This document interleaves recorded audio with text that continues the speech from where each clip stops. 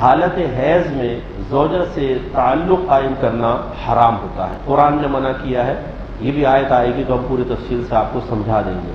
لیکن اگر کسی نے تعلق قائم کر لیا اور اس میں عورت حاملہ ہو گئی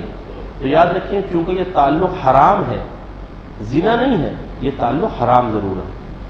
تو حرام تعلق سے جو بچہ پیدا ہوتا ہے اسے ولد الحرام کہتے ہیں، ولد الزنا نہیں ہے، یہ الگ چیزیں ہوتی ہیں۔ ایک اجنبی عورت سے جسمانی تعلق قائم کرے اور بچہ پیدا ہو اس کو ولد الزنا کہیں گے اور فعل زنا کہلائے گا۔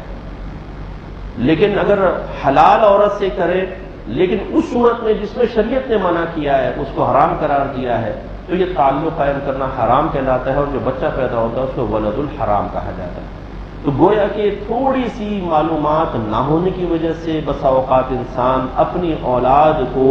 حرمت کی طرف منسوخ کروا دیتا ہے اور وہ بچہ ولد الحرام ہوتا ہے، اگرچہ بچے کو ساری زندگی پتہ نہیں چلے گا، لیکن بہرحال ہم نے تو ایک غلطی کی نا، تو یہ علم حاصل نہ کرنے کی بنا پر ہوتا،